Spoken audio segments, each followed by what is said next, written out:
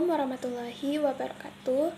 Perkenalkan, nama saya Putih Anggraini dengan NIM 220520053, Prodi Pendidikan Pancasila dan Kewarganegaraan. Di sini saya akan meresum sedikit materi mengenai ilmu negara. Baiklah, yang pertama saya akan menjelaskan mengenai konsep ilmu negara. Ilmu negara pertama kali diperkenalkan oleh George Jenelic yang dikenal sebagai Bapak Ilmu Negara. Ilmu negara mengulas negara secara umum atau global. Ilmu negara berarti ilmu yang mempelajari, mengkaji, dan menyelidiki segala sesuatu mengenai negara, baik itu asal-usulnya, seluk-beluk, bentuk, wujud, dan segala sesuatu yang menyangkut negara itu secara umum. Ilmu negara memiliki 3 karakteristik. Yang pertama, bersifat global, yang berarti nilai-nilai yang diajarkan adalah nilai yang berlaku di seluruh dunia, di seluruh negara yang ada di dunia. Yang kedua, bersifat abstrak, yang berarti yang diamati hanya satu bentuk saja, tidak bisa dijelaskan jika tidak ada ilmu lainnya. Yang ketiga adalah bersifat umum, yang berarti menjelaskan tentang asal-usul atau berakhirnya sebuah negara. Sistematika ilmu negara. Yang pertama, ilmu negara dalam artian sempit atau state adalah menyelidiki negara secara umum dan abstrak. Yang kedua, ilmu negara dalam artian luas adalah ilmu pengetahuan yang menyelidiki satu bentuk negara, yaitu lembaga atau peradilannya. Hubungan ilmu negara dengan ilmu lainnya. Ilmu negara merupakan ilmu pengetahuan sosial yang bersifat teoritis, sedangkan ilmu politik merupakan ilmu pengetahuan sosial yang bersifat praktis dan berkembang secara dinamis. Hubungan antara ilmu negara dan ilmu politik adalah berhubungan secara komplementer atau saling melengkapi.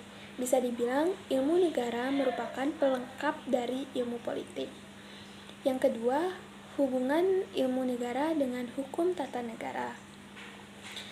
Ilmu negara membahas negara dalam pengertian yang abstrak, umum, dan global, sedangkan hukum tata negara membahas negara dalam pengertian yang konkret, khusus, dan tertentu.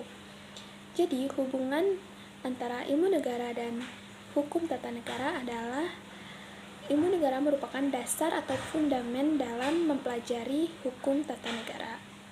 Yang ketiga, hubungan ilmu negara dengan hukum administrasi negara. Hukum administrasi negara membahas tentang tindakan penyelenggaraan negara, sedangkan ilmu negara salah satu pembahasannya yaitu teori pembentukan negara dan pemerintahan serta teori konstitusi. Jadi, hubungan ilmu negara dengan hukum administrasi negara yaitu ilmu negara merupakan pengantar dalam mempelajari hukum administrasi negara. Teori-teori tentang sifat dan hakikat negara. Hakikat negara secara historis. Ditinjau dari catatan sejarah, perkembangan hakikat negara mengalami perubahan makna dari masa ke masa. Pada zaman Yunani kuno, negara dikenal dengan istilah polis. Pada zaman Romawi kuno, negara dikenal sebagai istilah imperium. Pada zaman abad pertengahan, negara dikenal dengan istilah civitas. Pada zaman awal modern, negara dikenal dengan Reich. Pada zaman modern sekarang ini, negara dikenal dengan sebagai negara modern. Negara secara sosiologis. Hakikat negara secara sosiologis dipandang sebagai suatu institusi sosial yang ada di dalam sebuah masyarakat. Hakikat negara secara sosiologis ada 4. Yang pertama yaitu ikatan suatu bangsa. Artinya, ada sekelompok orang yang mendiami suatu wilayah atau negara. Yang kedua, organisasi kewibawaan. Di dalam sebuah negara ada suatu organisasi yang memiliki wibawa yang mana ada aturan yang dipatuhi oleh warga negara. Yang ketiga, organisasi jabatan. Artinya di suatu negara ada susunan jabatan seperti presiden, wakil presiden, menteri, dan lain sebagainya. Yang keempat, organisasi kekuasaan, di mana suatu kekuasaan itu untuk mengatur dan memerintah warganya agar menaati peraturan yang ada di suatu negara tersebut. Sifat hakikat negara dari sisi sosiologis. Yang pertama, menurut Socrates, adanya keinginan manusia untuk hidup aman dan tentram sehingga membentuk suatu kelompok masyarakat atau polis yang identik dengan negara. Yang kedua, menurut Plato, negara adalah keinginan manusia untuk saling bekerja sama untuk memenuhi kepentingan mereka. Yang ketiga, menurut Aristoteles, negara adalah organisasi kekuasaan yang memiliki kekuasaan untuk mengatur tingkah laku manusia agar sesuai dengan tata tertib yang ada di dalam sebuah masyarakat. Sifat negara ada 4. Yang pertama, sifat memaksa. Negara merupakan suatu badan yang memiliki kekuasaan terhadap seluruh warga negaranya. Hal ini bersifat mutlak dan memaksa untuk mencapai suatu ketertiban. Yang kedua, sifat monopoli. Negara menguasai secara dominan. Dengan kekuasaan tersebut, negara dapat menguasai seluruh sumber daya alam yang ada di negara tersebut. Negara bersifat monopoli ini untuk menetapkan tujuan bersama. Yang ketiga, sifat mencakup semua. Artinya, berlaku untuk semua orang. Kekuasaan negara merupakan kekuasaan yang mengikat bagi seluruh warga negaranya tanpa terkecuali. Yang keempat, sifat menentukan. Negara memiliki sikap untuk menentukan sikap-sikap untuk menjaga stabilitas negaranya. Unsur-unsur negara. Menurut pendapat klasik, unsur negara ada 3. Yang pertama rakyat, yang kedua wilayah tertentu, dan yang ketiga pemerintah yang berdaulat. Menurut Logeman, unsur-unsur negara juga ada 3. Yang pertama wilayah hukum, yang kedua subjek hukum, dan yang ketiga hubungan hukum. Sedangkan menurut Konvensi Montevideo 1933, unsur-unsur negara ada 4.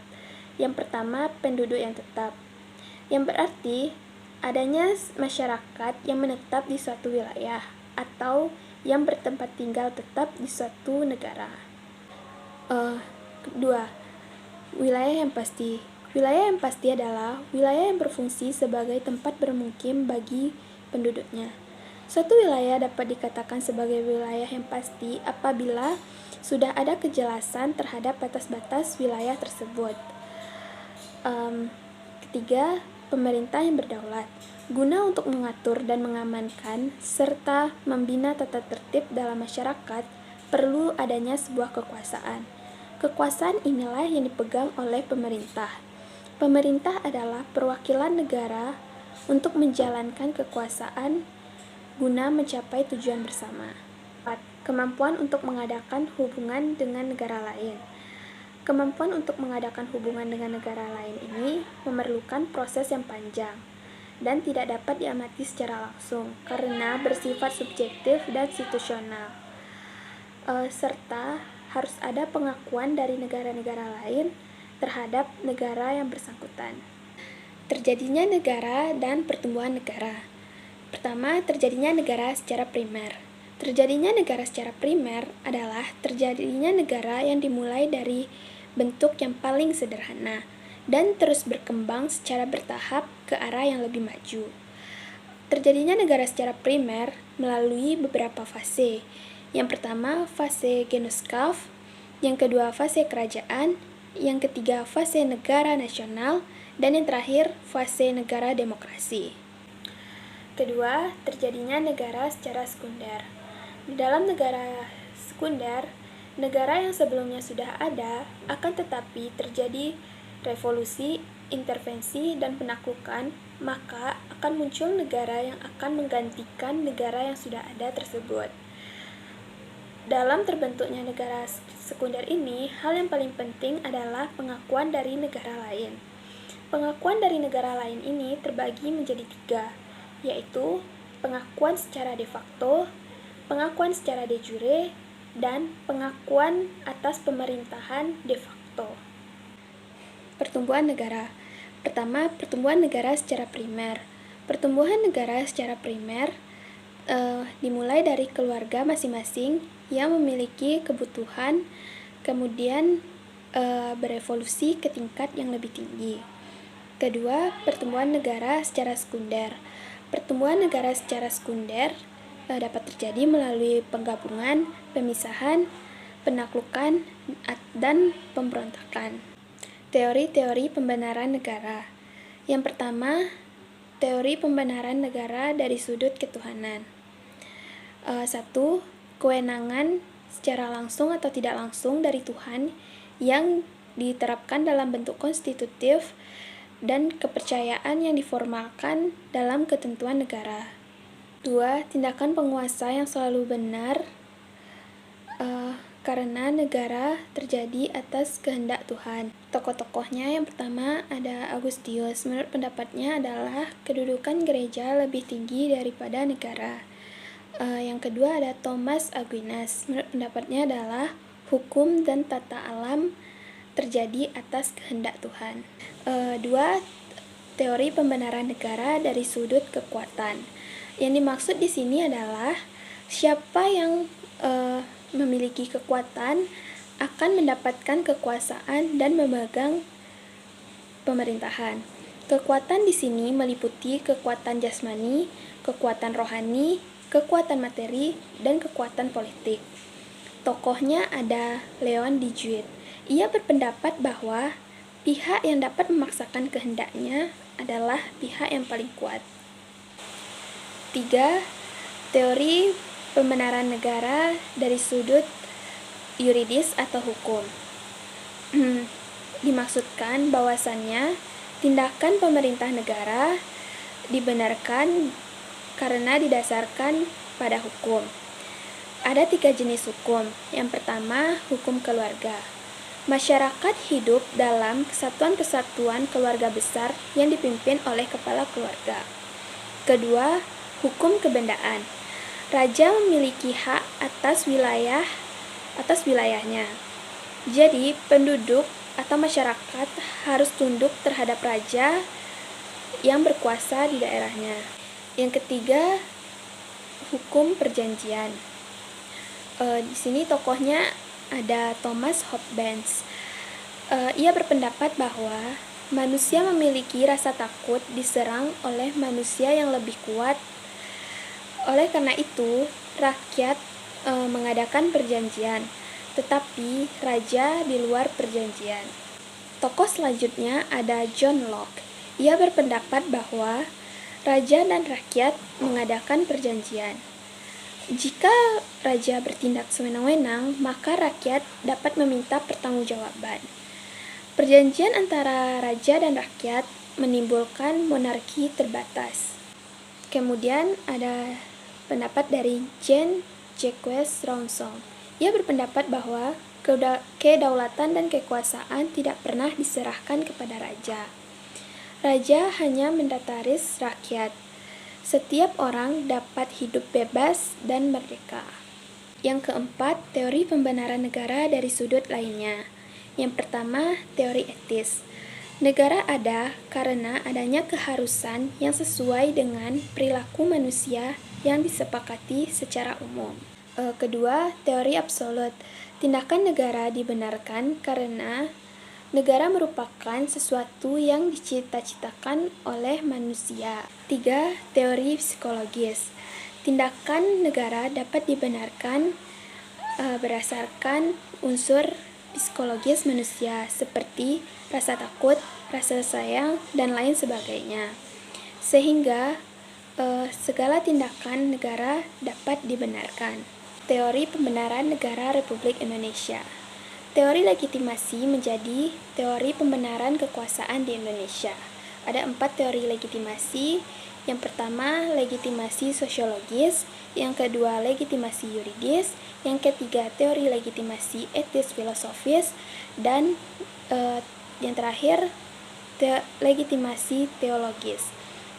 Baiklah, hanya itu penjelasan singkat dari saya. Apabila terdapat salah kata, saya mohon maaf yang sebesar-besarnya. Terima kasih atas perhatiannya, dan saya tutup dengan wassalamualaikum warahmatullahi wabarakatuh.